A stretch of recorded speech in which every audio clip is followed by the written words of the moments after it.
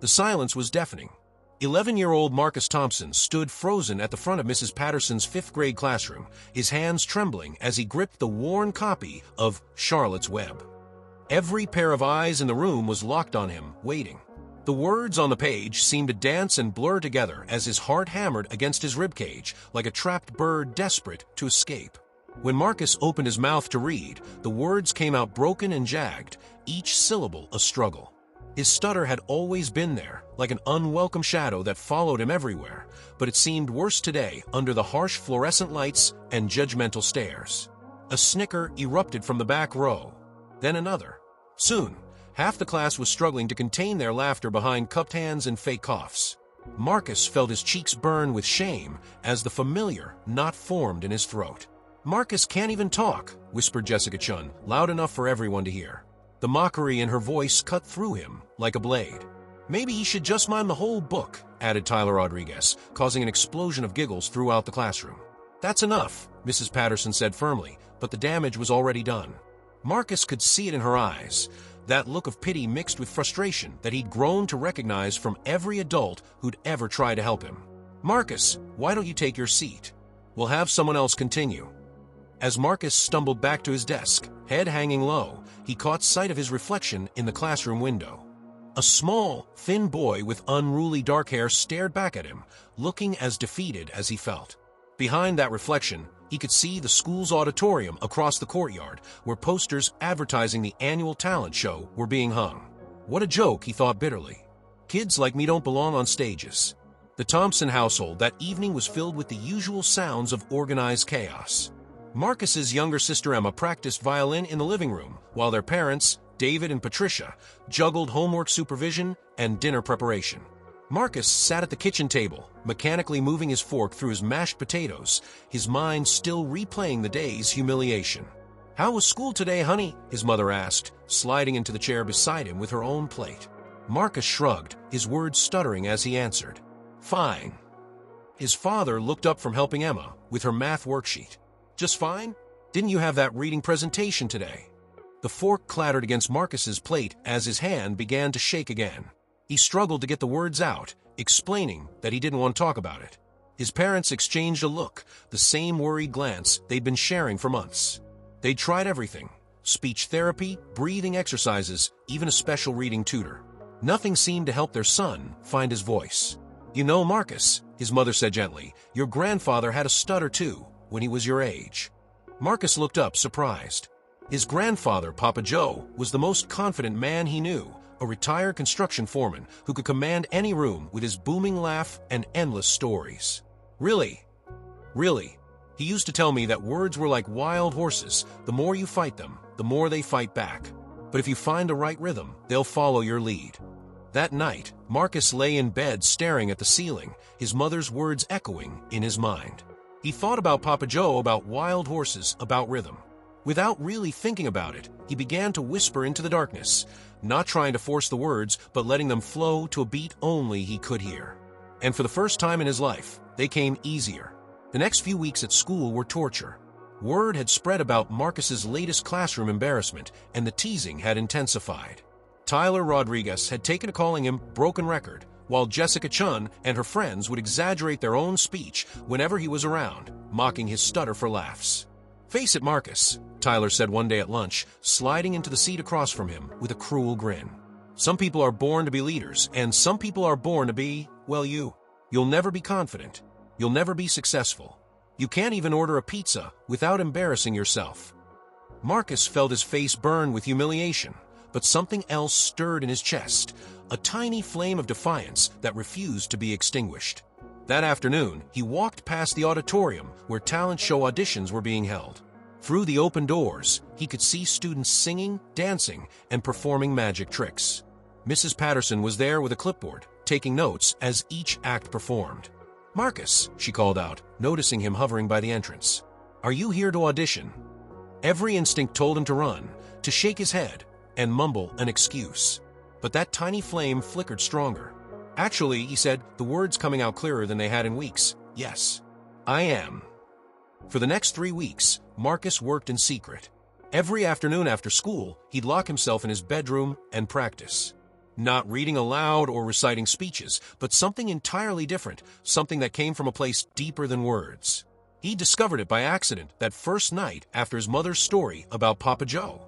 Lying in bed, he'd started whispering his thoughts to a rhythm, and the words had flowed like water. Not perfectly, he still stumbled sometimes, but with a cadence that seemed to carry him past the obstacles in his throat. It was rap.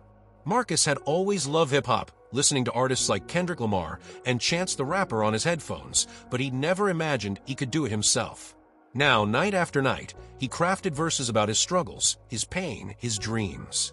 The rhythm seemed to unlock something in his voice, giving his words wings they'd never had before. He wrote about the feeling of being trapped in your own mouth, about words that felt like stones, about the loneliness of being different. But he also wrote about hope, about finding strength in struggle, about the possibility that maybe, just maybe, his difference could become his superpower. His parents heard him sometimes murmuring behind his closed door, but they assumed he was doing homework or talking to himself as he always did. They had no idea their son was preparing for the performance of his life. The night of the talent show arrived like a storm on the horizon, inevitable and terrifying. The auditorium buzzed with excitement as families filled the seats, and backstage, nervous students paced and practiced their acts one final time. Marcus sat alone in a corner, wearing his best button-down shirt and jeans, his notebook of lyrics clutched in his sweaty palms. Around him, the other performers chatted confidently about their acts. Jessica Chun was doing a gymnastics routine, Tyler Rodriguez was performing a comedy sketch with his friends, and Emma Thompson was representing the family with a violin solo. "You're up next, Marcus," Mrs. Patterson said gently, appearing beside him with a concerned smile. "Are you ready? You never told me what your act was going to be." Marcus nodded, though his heart was beating so fast he thought it might explode. He'd kept his act secret from everyone, even Mrs. Patterson. On his audition form, he'd simply written, "Spoken word performance." "Ladies and gentlemen," the principal announced from the stage, "our next performer is Marcus Thompson." The applause was polite but sparse as Marcus walked onto the stage. In the audience, he could see his parents looking nervous, his sister giving him an encouraging wave. He could also see Tyler and Jessica in the third row, smirking and whispering to each other. Marcus approached the microphone, his hands shaking as he adjusted it to his height. The auditorium fell silent, that same deafening silence he'd experienced in the classroom weeks ago.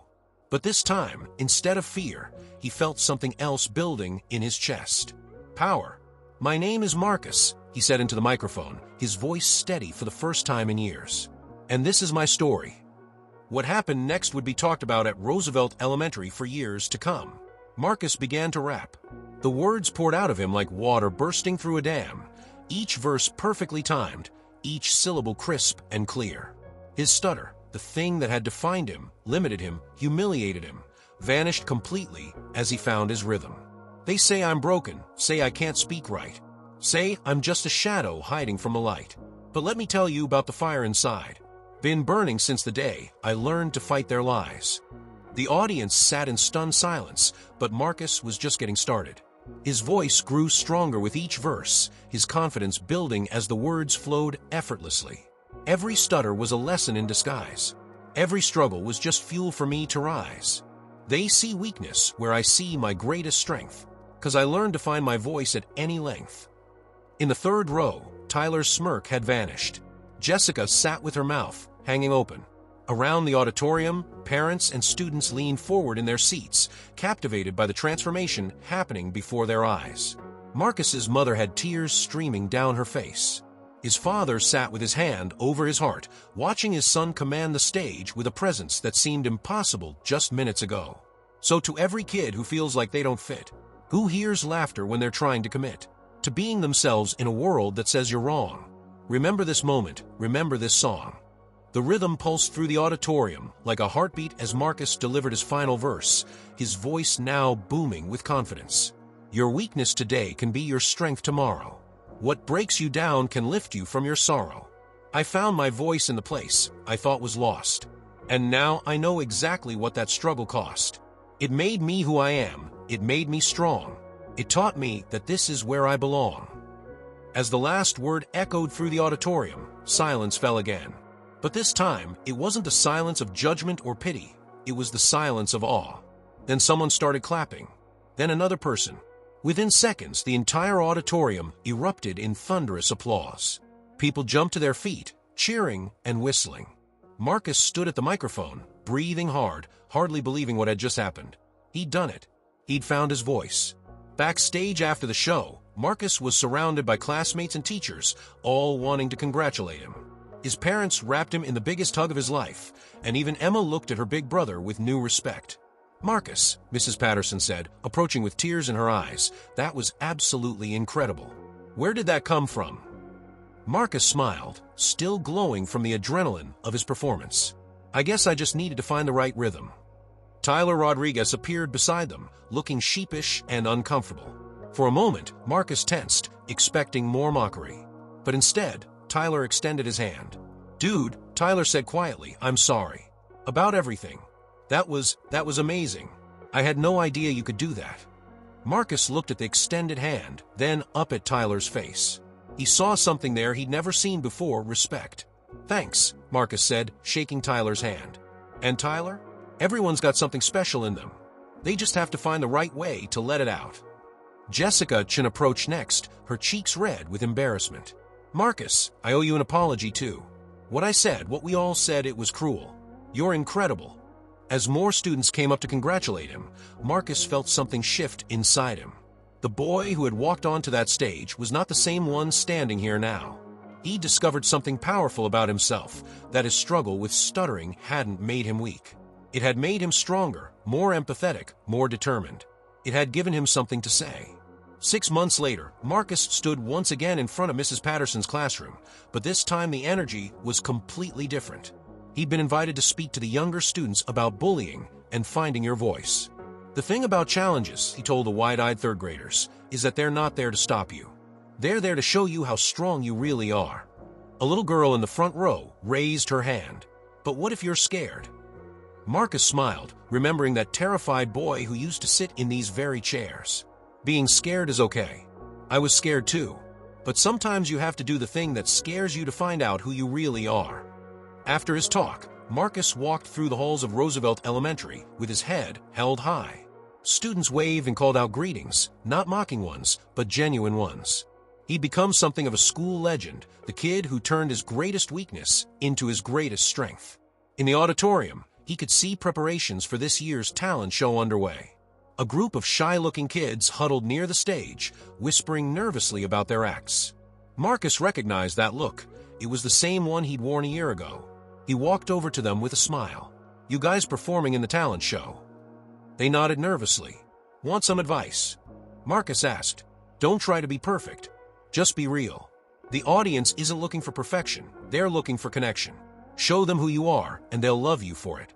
As he walked away, Marcus heard one of the kids say to another, "If Marcus Thompson can do it, maybe we can too." And Marcus smiled, knowing that sometimes the greatest gift you can give others is proof that transformation is possible. Years later, Marcus Thompson would become a successful spoken word artist and motivational speaker, traveling the country, sharing his story with young people who felt different, broken, or alone. His signature phrase, "Your weakness today can be your strength tomorrow," would inspire thousands of kids to embrace their differences and find their own voices. But all started with one moment on a school stage, when a boy who thought he had nothing to say discovered he had everything to say. He just needed to find the right way to say it. In his office, Marcus keeps a photo from that first talent show performance. In it, he's standing at the microphone, his face glowing with newfound confidence, the audience on their feet behind him. Beside it is a handwritten note from Tyler Rodriguez, sent years later. "Thank you for showing me that being different isn't something to mock. It's something to celebrate." Sometimes the greatest victories come not from changing who you are, but from finding the courage to be who you've always been, just in a way the world can finally hear. Your weakness today can be your strength tomorrow. You just have to find your rhythm.